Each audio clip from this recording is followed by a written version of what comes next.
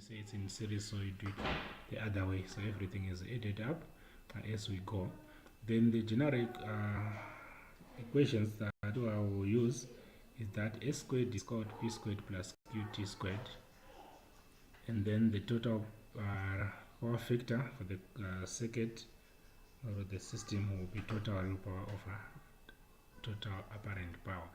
So we will now look at the first example.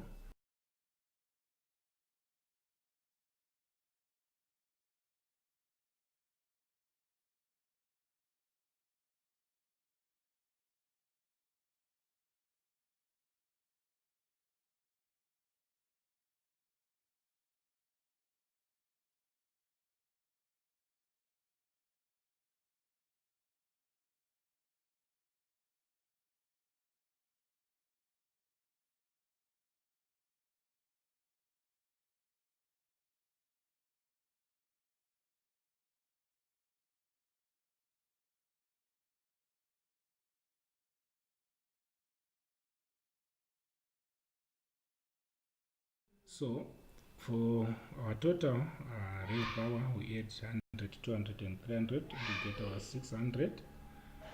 Then also go to our reactive power, where we are saying we subtract the capacitive from the inductive, and we get our 800 negative, meaning to say that the power is the circuit is capacitive for load 3.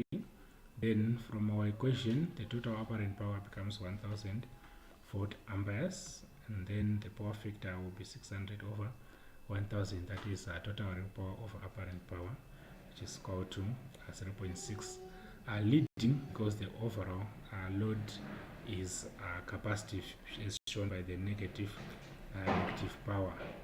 And then the current, it is easily got from S is equal to VI, or you can say P is equal to VI cos theta, whichever you use, but you get that the current in this case will be 1000 over 100, which is 10 amperes.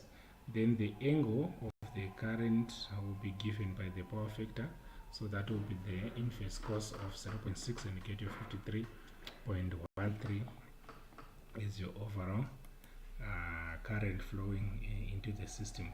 And it is important to take note of the fact that the power is being calculated and the current is for the system.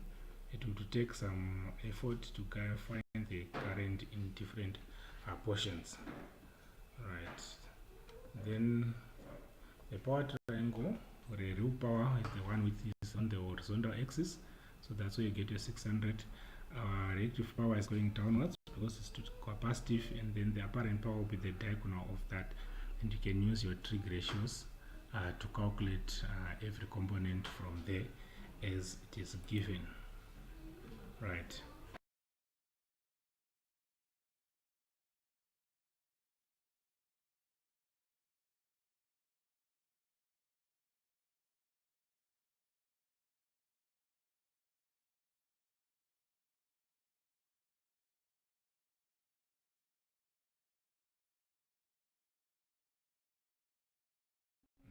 Degrees, I'm sure I should be at minus 53.13. Then the total current will be the voltage divided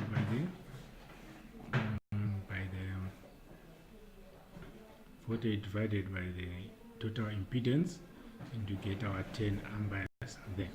So after that, we can now calculate the power in this circuit.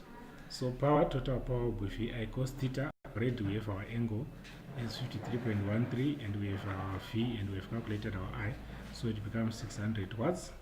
Then the total reactive power becomes VI sin theta, and then we are getting minus 800 VAR, which means it's capacitive.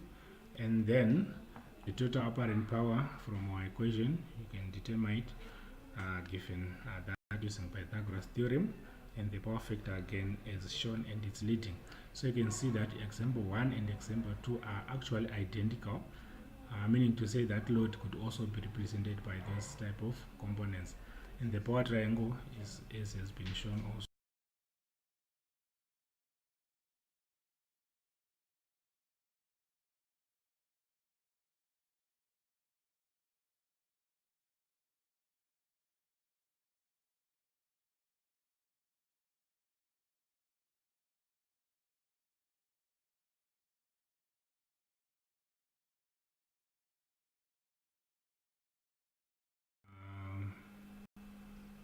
its heating element with 6.4 kilo ohms, then you can be able to calculate the power from there.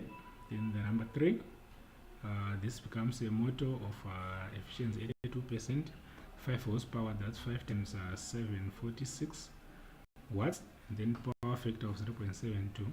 So you realize that the efficiency of 82% will mean that it will produce 5 horsepower, but it will be supplied with power more than 5 horsepower because it's not 100% efficient. Then on the capacitive load, again, it means we have to calculate the total impedance of the system. Then we can proceed just like that. So we'll see how we deal with each component as we go. So for the bulbs, it's clear it's 12 bulbs by 60 watts, so 720 watts. Because there is no reactive component, the Q is equal to 0, meaning to say P is equal to S in that case. And our power factor will be equal to 1 because P is equal to S. And in the second load, we have heaters, 6,400 watts. That means that should be 6.4 kilowatts, not kilo ohms. We have to correct that one at a later stage, but for now, let's just go like that.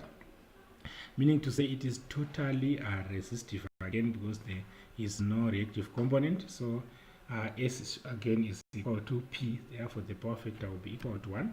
Then the third one is the one which is a bit demanding because from the efficiency of 82%, it means the input power becomes equal to P out of an efficiency, and we get 4,548 watts from efficiency is called P out over P in. Then you can calculate P in there.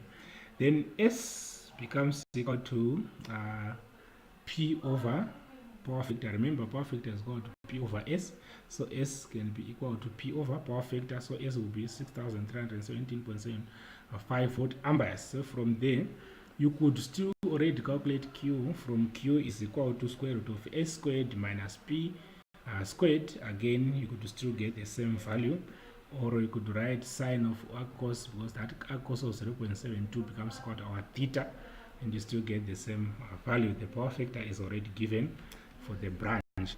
Then you go on for the capacitive load. Again, we have to calculate the total impedance of the system. Then after that, we calculate the total current. From total current, we use our VI cos theta in order to calculate the actual real power. Then for the reactive, we use sine theta, and because it's capacitive, it's negative. And then S can be from S is equal to VI, or S is equal to square root of P squared plus Q squared, whichever you choose to use.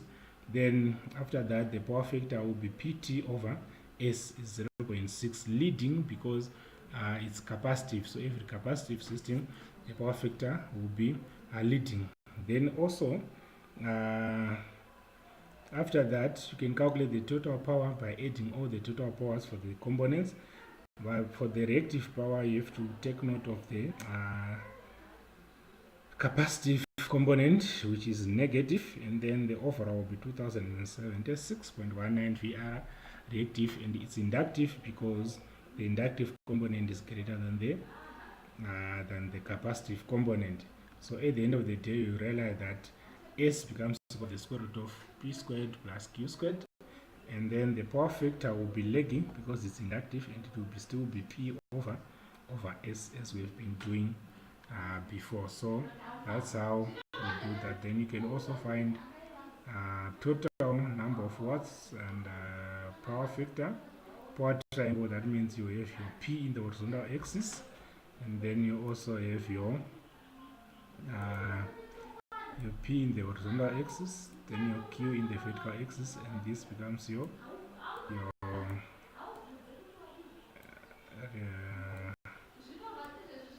power triangle. Right. So that's how it works. Then the source current, you can use anything. S is called VI, or whichever you use, you still get there.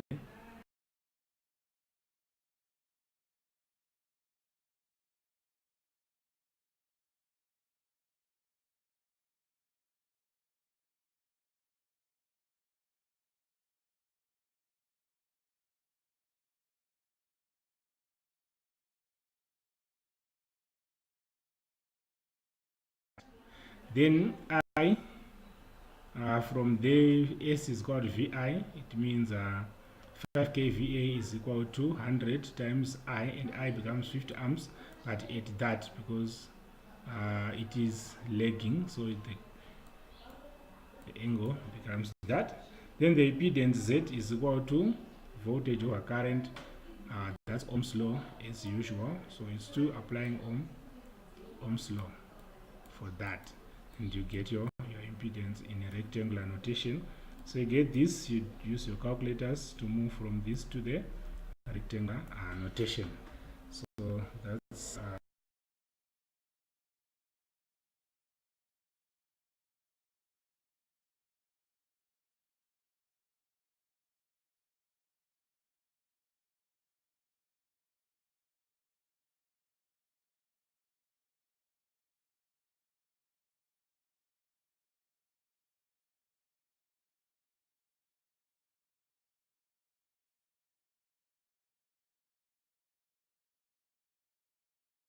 and inductive reactive power are in two different directions.